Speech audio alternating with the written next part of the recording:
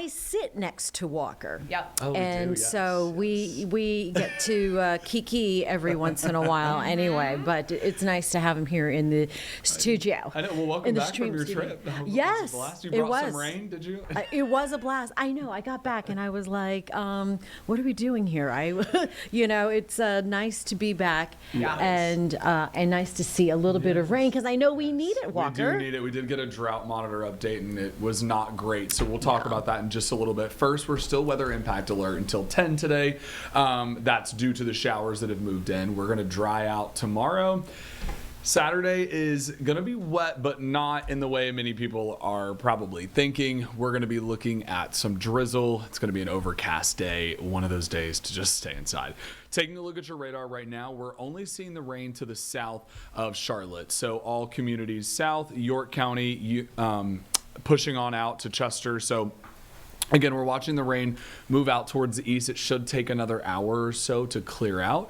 Unfortunately, I wish the rain could have continued jogging to the northeast, but it started jogging east almost immediately once it got to the South Carolina border. So continuing to see just a couple heavier showers out there for some people in Chesterfield County, but nothing really for Charlotte North, unfortunately. So again, best chance until 10 o'clock. So we're entering that final hour of being weather impact alert. So some brief heavy rain, gusty winds, some isolated thunder and lightning. We really haven't seen much of that this morning, but it's going to clear out and it's going to be nice.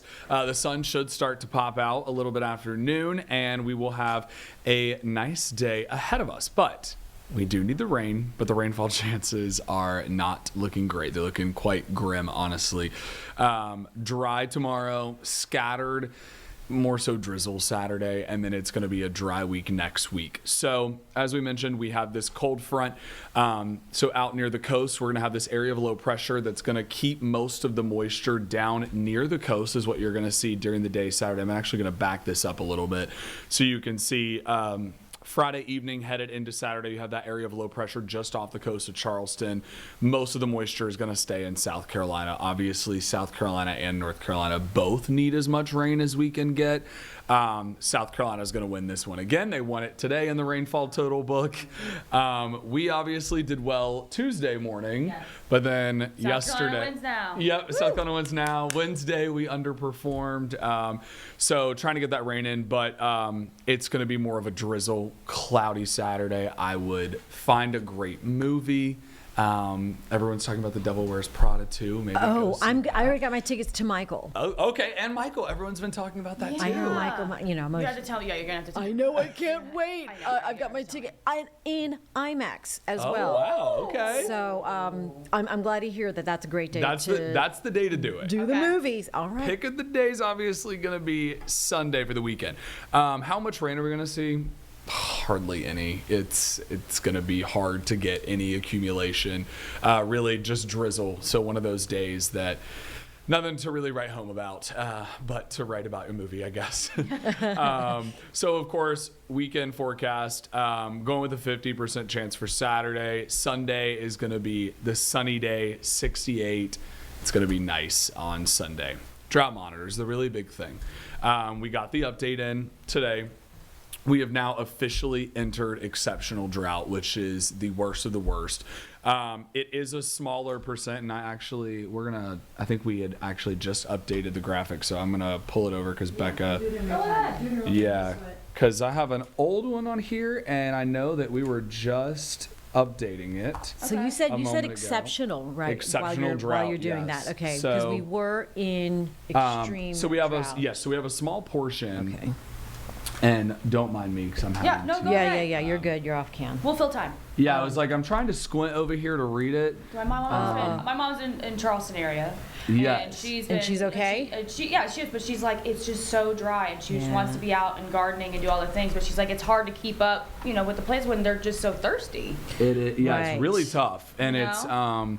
something that we've been seeing. So the numbers had just updated right when we walked out of the morning show. So Sure. we're Okay. loading them up now. Cool. For you guys. Yeah, because we also are standing by for a Zoom I've got coming up with the National Fire Protection Association Yes. to talk about Wildfire Community Preparedness Day.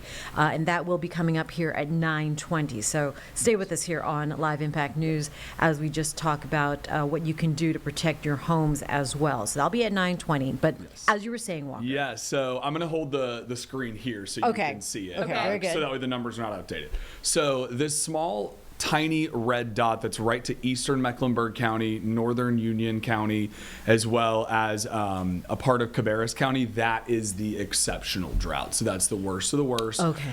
It does not go into the center city of Charlotte, but it includes this. So around 1% of North Carolina is now considered under exceptional drought, 5% in South Carolina. I know that you said family down near Charleston. Yes. That is where the low country, you can see that dark shade of red down there. Yep. That is the exceptional drought. Now, what's interesting about this drought monitor is it also includes Tuesday morning's rain that we saw. So this is just a prime example of how long, even though we got a little bit of rain on Tuesday, we still It's not went to It wasn't exceptional enough. drought. So droughts take a really long time to cut away at. And so it will take months, to get it fully out of a drought, hoping that all of this changes. But in the summer, you know how it is. We don't really get widespread rain like you do in the fall and winter. It's more of those scattered storms. Pop-up storms in the Yep. afternoon, Unless you have a tropical isolated. system that, Right. or a coastal low that comes in and really changes things. So not good news on the drought monitor. Obviously, we've done a ton of stories on the impacts that this is starting to have on these communities. So 7-day forecast, as mentioned today, rain is wrapping up. We're starting to push that out. Tomorrow will be 69, sun and clouds, good day.